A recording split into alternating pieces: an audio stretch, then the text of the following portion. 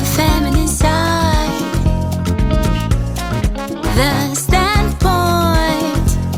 Still listen to the feminine side.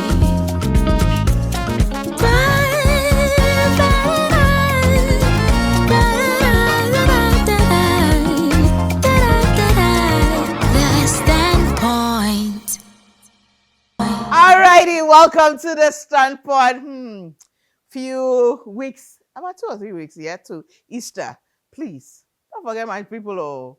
In a rural community, this time we are doing across country, 2,000 kids across the country. We want to feed them, give them something special to smile about during Easter. So please, 0598586868. The name on it is Gifty Foundation, LBG. Please donate today. Please donate today. Please don't, or you want me to give you a prophecy before you give. Just kidding. But yes, let me give you a prophecy. The prophecy is that when you give, God blesses you. God will bless you. That one is a sure banker. Everywhere you go, in the Bible, in the Quran, traditional religion, Hindu, whatever, it's there. When you give, and you shall be given. So please donate, okay? 0598586868. But well, last week I'm sure you saw the stand, but I don't know how you felt about it. But most of you say you got triggered. But yes, I got triggered as well. I got traumatized. That's the thing. Today we are doing a sequel to it. One of the statements that the girl made, the one we covered her face, was she didn't want to go back to court because the first time, when she was 9, that was the second time when she was 9 years and she had to go to court. She was traumatized. So she didn't want to go to court again after she was raped by the cameraman. So today we want to find out, why is it so difficult, or why do some victims or survivors of rape refuse to go to court? And we have the right people here for us to look at this situation because it seems to be a global problem. And when it comes to Ghana, Well, let me say thank you to Yakua Tie-Dye for my tie and dye. My dress is by Royal Couture. Thank you so much, my dear, for making this dress for me. Somebody says she's going to church, so she wants my dress, but I won't give it to her. Well, my makeup is by The Global. Follow her on Instagram. Thank you so much. I see it well. And I was going to see my beats today. Somehow I'm not wearing beats. That should tell you, Minya break. So my hair is by Auntie Alice at Chado. We take a break. When we come back, we find out, why is it so difficult? Why is it so challenging for victims of rape to go to court? We'll be back. The standpoint. The standpoint. That's more like it. Welcome back to the standpoint. Yes, we are looking at why it is so difficult for victims or survivors of rape to follow the case through to court. Some people, we are told, even get to court and then they discontinue the case. Why is it so? So I have a retired police officer, I have a medical doctor, I have a lawyer in the studio to tell us more about it. But before then, let me say thank you to Vernut Mineral Water. Vernut Mineral Water has a balanced pH level.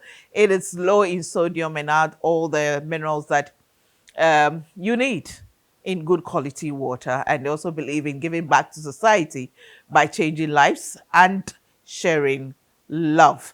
Thank you to Bigo Drinks as well, and the Trillium Group of companies. Thank you so much to them. Now to my set, I have seated right opposite me, Dr. Akua Kutuampao, medical officer.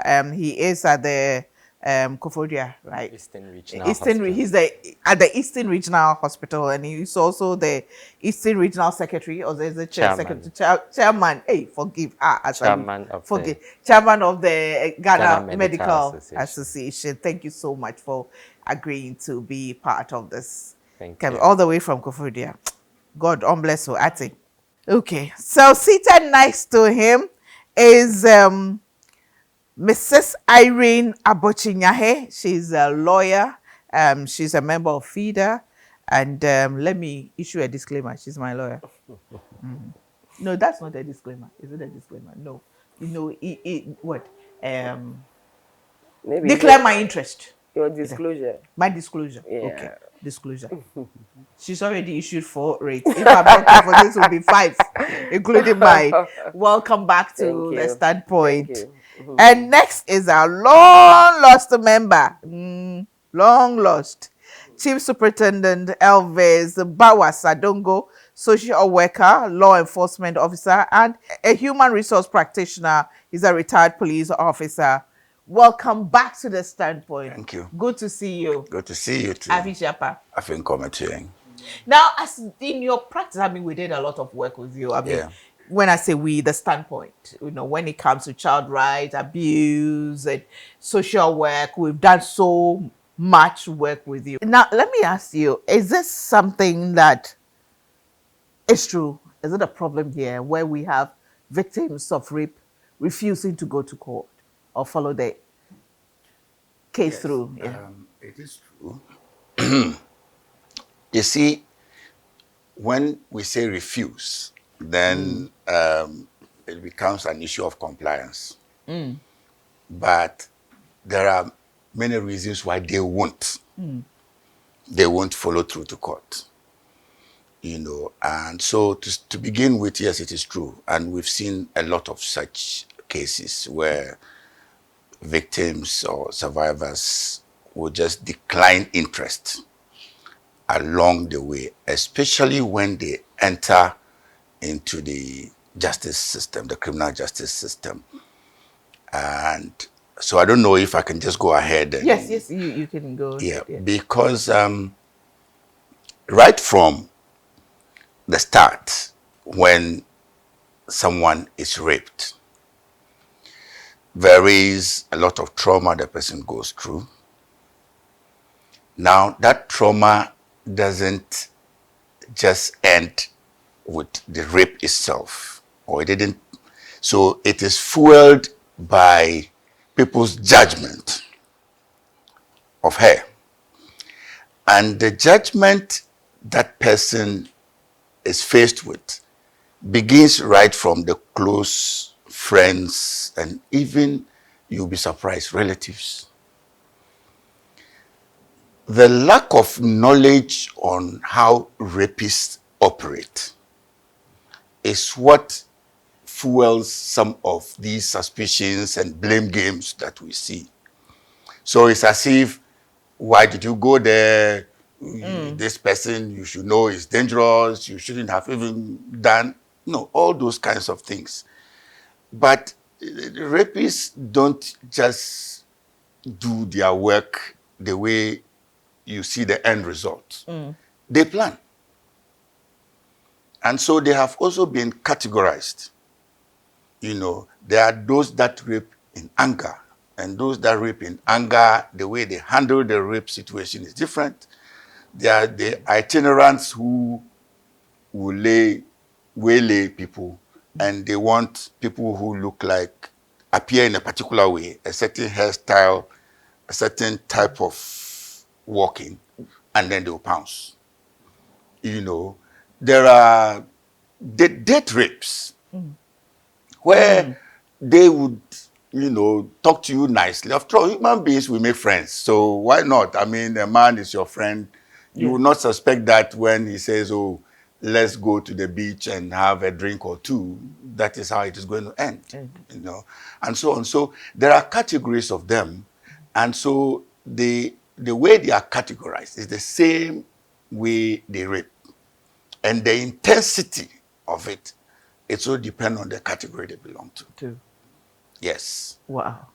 Okay. Wow. That's quite revealing. Yes. Yeah. So from that, you will know that if a woman is raped, depending on who is raping, it may come with threats, threats that can cover your whole family. And if you feel so powerless about it because the person has even made you feel worthless because of the rape act itself, you might not want to let anybody hear about it at all. So in those cases, they die there. The person might not mention it at all to anybody. Then there is also reputational issues where people of a certain class, when raped, will not want anybody to hear about it at all. And they better cover it up because of reputational issues. And then there are also issues to deal with where you are judged.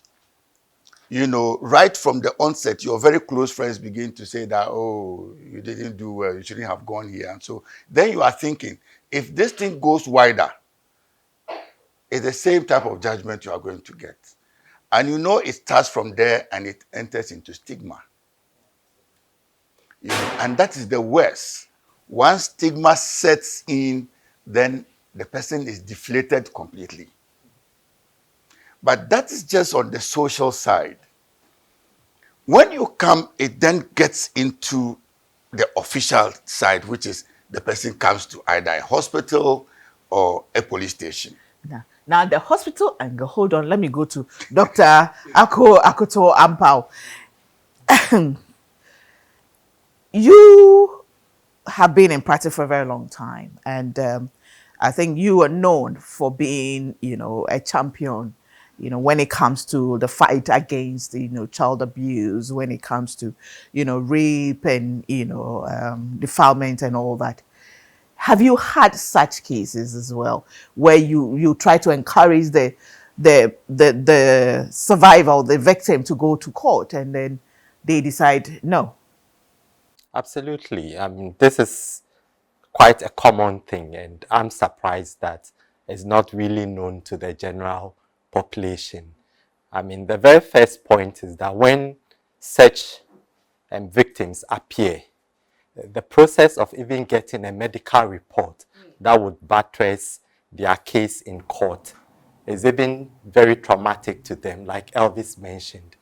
They are going to go through the process of reliving the rape process with the medical officer and health workers.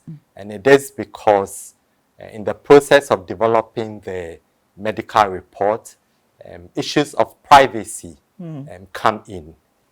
Some questions that will be asked would be very probing and very private. And this can be a bit traumatic, especially when it relates to the incident, because the medical officer must ascertain some facts before proceeding.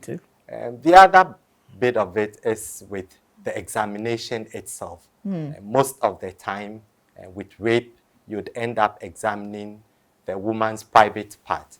And you can imagine availing themselves for that process. Yeah, especially because you've been raped before. Absolutely. So going through the same, and here on the standpoint, we say it as you said, the vagina that was, was the accent was violated is the same place that the doctor is going to go again. So absolutely. Especially if it's a male doctor. So it's a male doctor. Exactly. Yeah. And also because it is quite immediate, that is when you can gather all the evidence that you'd want. So sometimes even the fear of pain when examination would come around that can be traumatizing to them. Beyond that, sometimes there are delays, quite a number of delays in getting the process done. I mean, when you have to ask for investigations, which may take some time, and then these people who would want to just sneak in probably have the report as quickly as possible done, and would be asked to come back again. And every time that they come back, they may be hiding around just to get what they really wanted and then just go about. But there are quite a few other reasons which may not be so straightforward. Right. So just before we came to set, you mentioned people who have had repeated rapes in their life. So because we live in communities that are small, and it's likely that the victim will end up in the same hospital that he went for the first time, the medical records are there to show. And if it is that it has been consistent, then the issue of stigma comes around. And that is one of the main reasons why they would not want to. But having said that, yes, we are trained to not stigmatize people in our profession. But of course, it is not every practitioner that has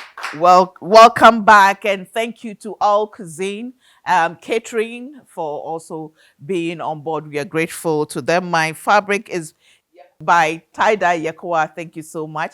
My dress is by Royal Couture Fashion. Thank you, thank you, thank you, thank you. And makeup by The Global on Instagram. And I did fix my hair at Auntie Alice at Ichado. Thank you so much. But Dr. Akoto Ampao, what can we do differently? So before we tackle what we can do differently, I just want to pass a comment on the victim that had multiple experiences Yeah. of such. Yeah. And you could see that it is not normal when you have to talk to her about it. Yeah. She begins to laugh and Laugh, other yes. things.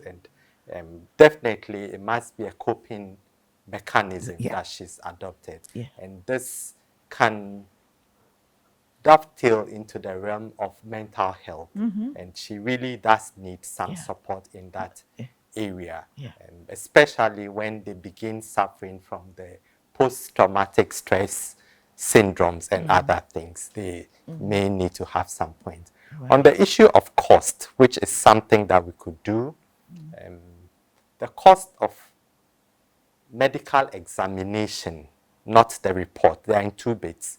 A medical examination where you need to pay to access the hospital itself and then pay for treatment is still there. That cost exists, and in these days it can be very high.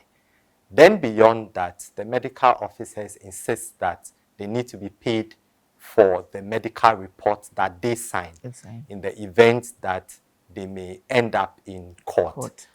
In all this, this is an area that we could properly look at so that we could reduce the cost on the victim.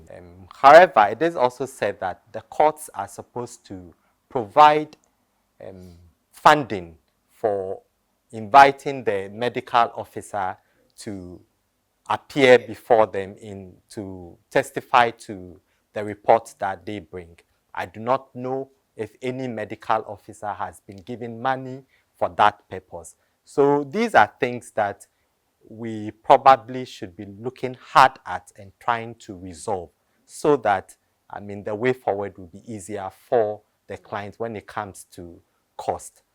Having said that, it is also important that the manner in which we examine the patient and then also the history and things that we take, we probably need to look more closely at it than what it is, so that the repeated history that comes with the process, anytime you need to come there, you need to come talk about it, and that we need to soften that a little bit for the clients that are involved. But beyond the hospital, it is, for me, the fear of the perpetrators as they are still in the community.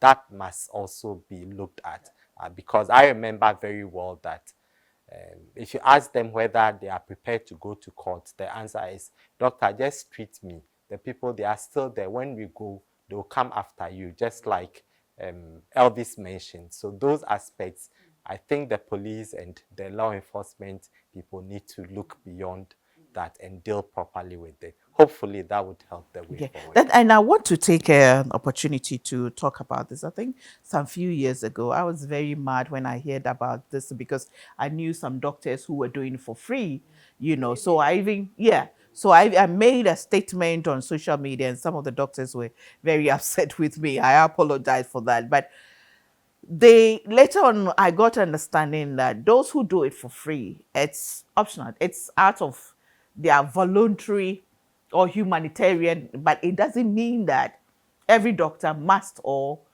can do it for free. And you're right. Because the Domestic Violence Act has a provision that if a victim is assisted by the police, the examination should be free. It is in the Domestic Violence Act. It's an act passed by Parliament. Okay. Apart from that obvious provision, which should allow survivors of domestic violence, including rape, defilement, and others, should access medical facilities for free, we also have the Hospital Fees Act, which says that if a state institution requests a medical examination from another state institution, it should be free. Now, it is the state that is prosecuting the accused person. And it is the state institution like the police that is also requesting information from another state institution like the hospital. So two different statutes are clear on this matter, that the survivors should access medical examination for free. Now, the excuse at the hospital, which doctor touched on a little, is that the doctors say that the money they are charging is for them to take transportation to the court in case they are asked to come and testify. My response to that is that all expert witnesses are supposed to be paid by the court, and the registrar is supposed to make that arrangement for them. So we have the laws on our statute books, but they are not working. And when I started, I mentioned the financial burden that the complainants or the survivors have to carry. Right from the hospital, you have to pay like 500 Ghana cedis. Meanwhile, maybe somebody you'll be raped for asking for 1 cedi, and they said, "Oh, come to the room and come and take it." The person hasn't got the money, and before you get the medical report, you're supposed to pay 500 Ghana cedis. And for you, your personal up and down, your transportation, if the case takes like 3 years, you have to foot your transportation to and from the court yourself. And as I said, by the time a verdict or the judgment is delivered, you just go home empty-handed, nothing, unless you find another money and find another lawyer and issue a writ in a civil suit, which is very, very, very, problematic. So the laws are there, which is supposed to assist us, but they are not being implemented. Yes. So what do we you do? were not wrong when you said that. So I was not wrong you by were saying not wrong. that. No, Thank the laws you. are there. The laws are Thank there. you. So what do we do now? Yes, it's a lot. From the or let me go to the police before I come to the court. Well, no problem. Yeah. What do we do now? Okay, so Because there's a written case that involves somebody. I call my daughter. She was being abused by her husband, and the patrol team. She called them. They came in, and of course they were rushing to find out. And then they got in there, and I think the ex-husband told them that she insulted him and said something. And then the police immediately said, this one there, you should have even slapped her, you should have done it. How can you do? Police that she called. And she said she was so scared because this is where she's been beaten, stripped, and she ran to the street and met patrol who she thought were coming to, save her. Now all of them, now here's the perpetrator beating her, the abuser beating her, and then the police law enforcement who are supposed now siding with the, perpetrator. What does she do? see, Gifty, this topic, It needs like 10. yeah, we would have to probably do an expanded version where we would deal with the whole of the issue of abuse Yeah. and the other things that come with it. But let's stay here for the Before that, meantime. yeah. The police started doing something. First, the introduction of Waju Yes. that became Dofsu Dofsu. was one of the ways to cure some Your of days this. were Waju. That, or Yeah, you but were part of Dofsu. I actually Yeah, transited into Dofsu. before Yeah. I left, yes. Yeah. And at Dofsu, one of the important things that they introduced there were the in-house prosecutors. So the in-house prosecutors are trained, they understand what the victim or survivor is going through.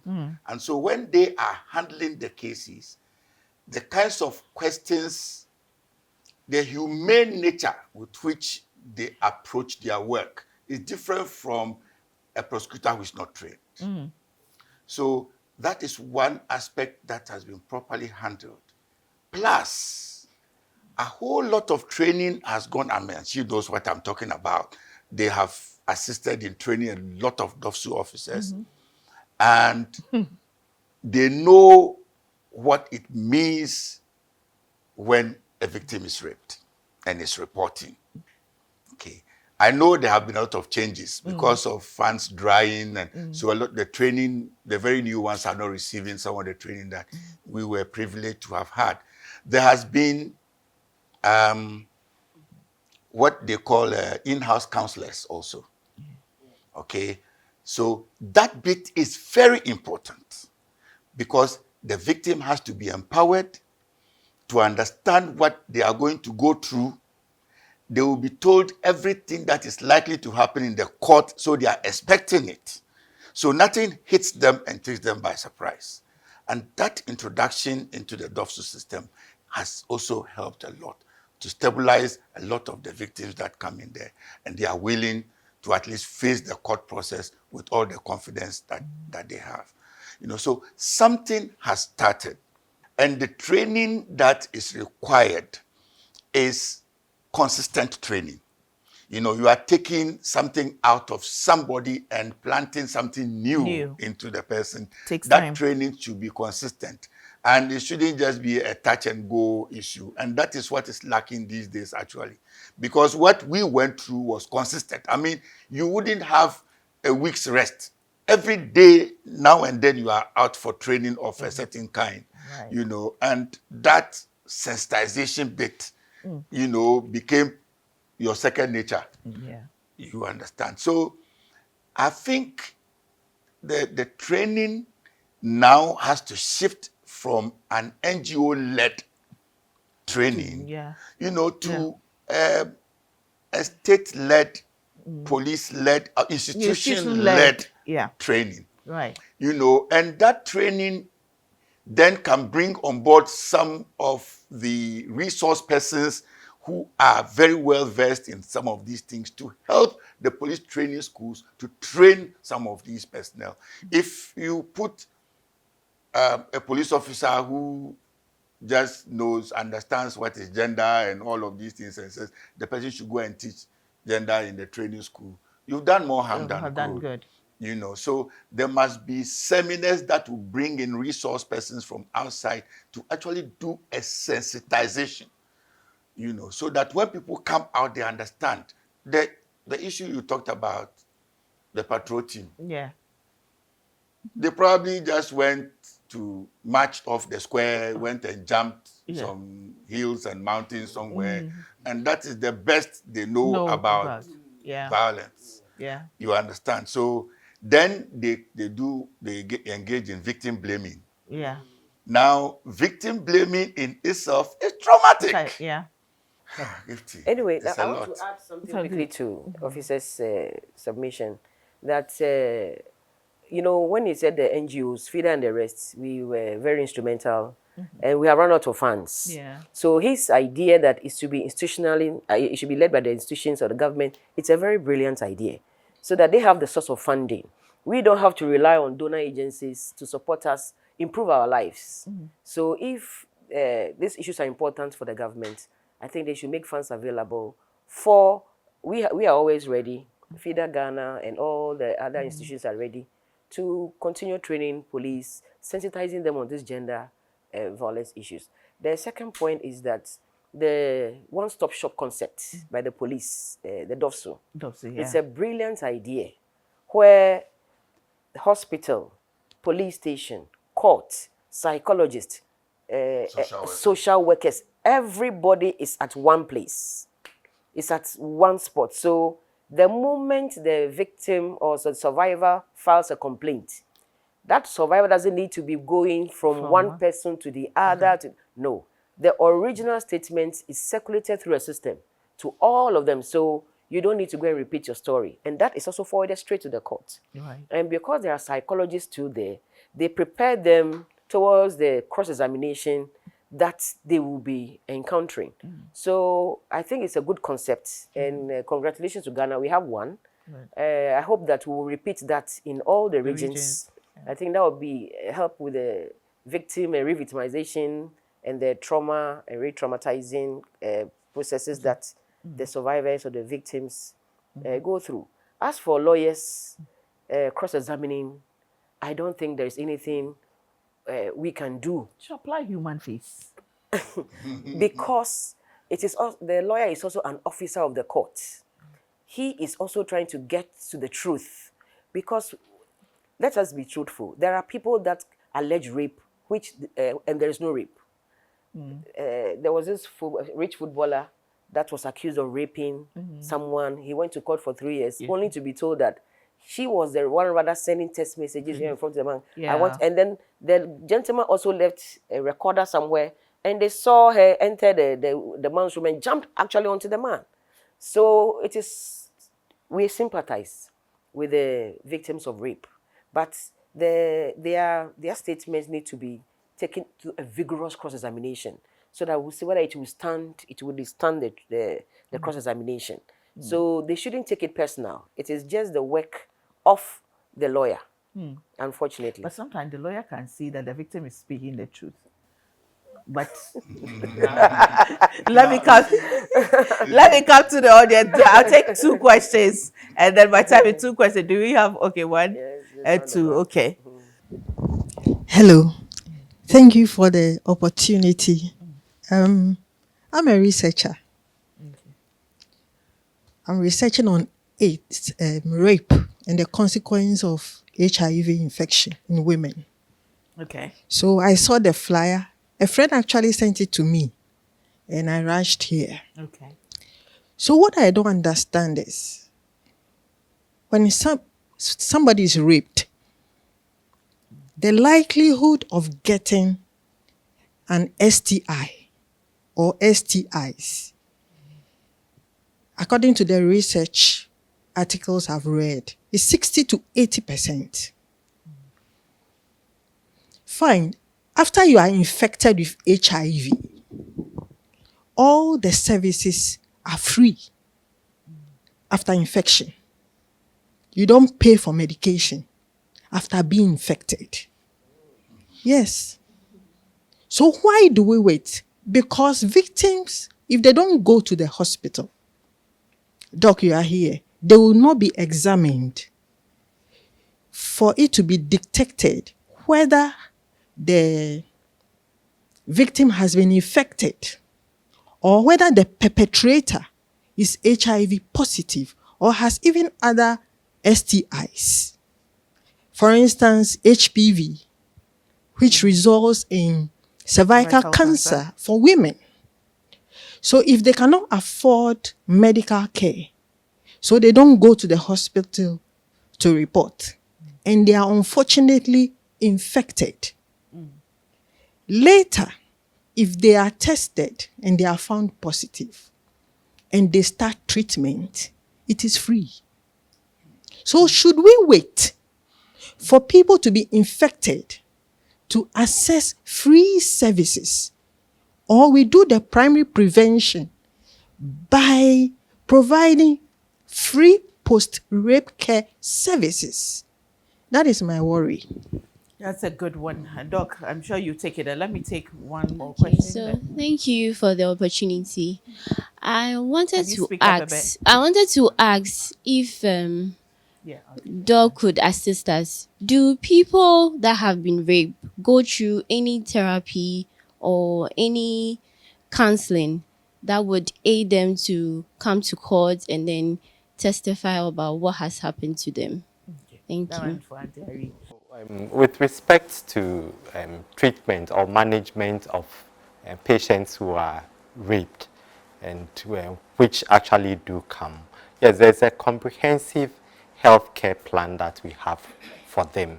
And I say that rather should be their focus rather than just getting a medical report to go and give to the police for prosecution. Remember, like Winnie said, beyond the prosecution, they are free. They are just, you go on with your life. So that is why it is important that when the issue comes, even before the police report is issued, with or without any cost attached, you should see to it that your care is given. So that is where we look out for the possibility of even a pregnancy, STIs, including HIV. and then also counseling. So for that purpose, we actually provide post-exposure prophylaxis when it comes to HIV, and that is available and it is free because the HIV medicines are free. Beyond that, for pregnancy-related issues, the post-pill is also readily available, but not all the other STIs that can be covered in the process. Awesome. The question as to what to do, it's a very important question. Sometimes Doctor and I disagree as to where you should go first. He thinks that when you are attacked, you should go to the hospital first, so that the very important information is not lost. And I think that you should go to the police station first. But I think that the first step, you can make a choice between our disagreements. But then what you should do is that you shouldn't wash yourself, take bath, or try to clean yourself before you seek redress, or you go to the police station, or you should go to the hospital. That is because the judicial system, it's a very rigorous one. Evidence is key. So if you bath and destroy all the evidence, the doctors will not be able to take the relevant samples and then connect you to the accused person. Because I'm sure doctor will explain that you will find some DNA traces of your attacker in your system. So don't take your bath, go straight and make sure that those samples are taken, maybe some other one. He knows how to explain better, but so that we can have a very solid evidence in the court. And that you are sure that if it is presented, your attacker will be put behind bars. Now, Gifty, please, just Okay, one I think he needs to add something. For purposes of determining pregnancy, especially pregnancy, you must report within 72 hours. And even for PEP, because after What is PEP? Post-exposure prophylaxis, Usually for HIV. yes, for HIV. Now, if you go beyond 72 hours, too late. it might not be effective, and so on. So early reporting is also encouraged. Plus, if you have to go anywhere, I will insist that the first place to go is the hospital. And my explanation is simple. My explanation is So simple. this one 2 against 2 because I support you. Now, Because when you go, some of the doctors will ask you, "Where's your police report?" That's the first thing they ask you. we've gone beyond Yes, that. let me bring the that doctors, I into- think, don't do that anymore. Yes. They don't do that anymore. A lot of things have gone on, and now the doctors don't ask that. Okay. Now, you are just a patient like any other person. So you will be listened to and all of that. And the reason you must go to the hospital first is time. Is of the essence. Now you see, if you are raped, it makes you look filthy. The first instinct is to go wash that dirt off you. And if you have to go and sit in a police station and wait, don't forget, you might go and meet other people. You wait for hours. And you would have to wait and sitting there and thinking that that person's fluid is in you. And you are sitting there. The tendency is for you to give up, walk away, and have nothing to do with that case anymore. So we are talking about why victims will not follow up. And this is one of the reasons.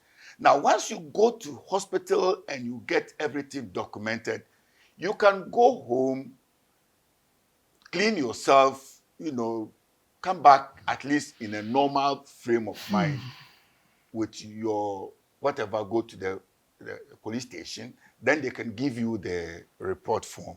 And then you go to the hospital. The report is already there. They just copy it onto, and whichever doctor, it doesn't have to be the same doctor. If they run shift, you go, and every other doctor, they will just pick it and then write your report for you. And I think it is safer that way.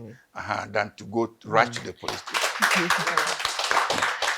I think the next program we have to do will be what to do in case of, I mean, nobody wishes it, but you know, what to do just in case this. I feel terrible saying it, just in case this happen. What to do? But that's life. But you wanted to wrap up with There's something one before? last point about Okay. when the officer was talking about how you can get raped on the beginning. This Facebook, Instagram, TikTok, and all the social media forums that have come now. You see people saying that, oh, this would have been us if we had agreed that we should meet. Those are the very means through which people get raped. You find somebody posting nice pictures on Facebook, and then they will invite you over, and then you go, you can get raped easily. So if we are trying to teach as to how to prevent those occurrences, if you have to meet somebody, it should be in a public place. Don't ever be deceived that, oh, I've been his friend for 10 years on Facebook. And for that matter, I feel safe, we communicate, we do FaceTime. No, no, no, no, no. Don't ever go and meet a stranger in his or her home. Yeah. And then another area that is always very difficult to report is marital rape. You're already married to the person. So running to the police station to go and tell the police that my husband has raped me. Especially we have a history where in the past it wasn't even legal. It is assumed that the moment you are married, your husband, you have given your consent already. Section 42G of the So criminal I think code. we fought and removed that. And then, so now your husband can rape you. And that rape too, it is real. That is also sometimes, because of our society, it's difficult to report. But it is also there. But please, have the courage, that's the only thing you have, to follow through and make sure that at least one person is taken off the streets so that maybe 1,000 more children and women will be saved. So that impunity will stop. Amen. Anytime you are confronted with this issue, just remember that it is you, your health, against trying to put somebody behind bars. That's yeah. Both must be measured and balanced.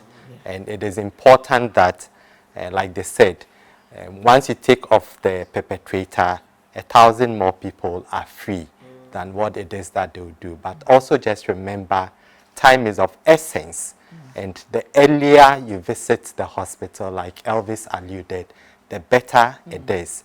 And it is also because the more contact time the person's sperms and others stay in you, the more likely it is that you'd have more infection than what it is. And it is called dose dependent. So the more contact time you have. And then also, the earlier it is that you have started a PEP or any intervention, the more likely it is that you'll be successful. Thank you very much. Thank you so much for coming to enlighten us on these matters. As I said, definitely we have to do follow up to this discussion because there's a lot to unfold. And the social media angle is beautiful. And those of you all over, I know Moses Bliss, met Maria, you're on social media, please. Oh, it was in Instagram. I beg you. It's not, social media. So Instagram is part of it. Please, it's not every story. The 1,001 stories to where you know that people were killed, people were raped, people were defrauded, so many things. So you can meet your lover, your husband anywhere, but be careful. I'll be back with a bit of me, but before then, I'd like to say thank you to House of Food, Auntie Vera and the team. Thank you so much. Thank you to Venom Mineral Water, Bigo Drinks, Yep Cleaning Services. I told you everything cleaning, they will do it for you. Thank you to Juice Time 100% fruit juices. And then, of course, thank you to Mrs. Soforipoku and the family. All Cuisine, Chef Atre. Thank you.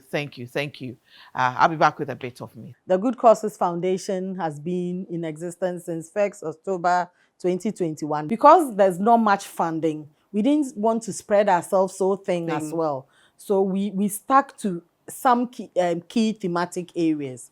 So health, definitely, education, the arts and culture, and then youth development. 2023, we did two major things as part of our programs. We decided that we are going to go do quite a substantial amount of boreholes in communities across Okay. the country. We're looking about 60, Okay. and then toilet facilities. Across the country? Yeah, across the country. Because Okay. lottery is played everywhere in Everywhere. Ghana. The Standpoint. Indeed, life happens. If you've read my book of When Strong Women Cry, you would understand that there are things we never think can happen to us, but somehow it happens to us or people close to us or our loved ones or people we know. And it's always heartbreaking when you find yourself in a space where you wish you can do everything you can.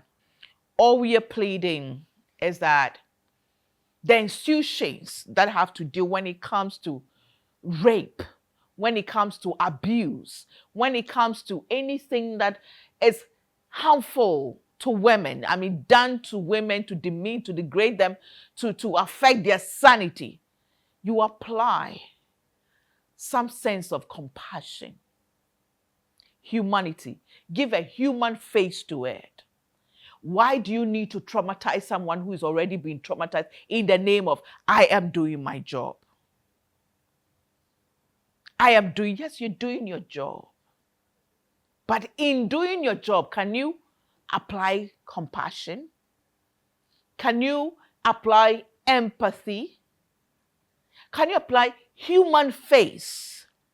We are in a dire situation as a country, as a continent, as a world, where we need to reach out, where we need to be bold enough to help people, even though we will be stepping out of our comfort zone of doing our job. I'm a woman with super crazy faith. I know you can pray, I know you can, but I know God has given us wisdom. And the wisdom is to apply it when, where, how, what, and what have you. Be human. Be human. Thanks for watching. See you same time next week. But if you are out there and you've been traumatized because of abuse, because of rape, because of defilement, because of whatever, I need you to stay strong. Better days will come. Seek help, the right help, and get some healing. I love you. I believe in you. I believe your story. And I know things will get better. Mwah.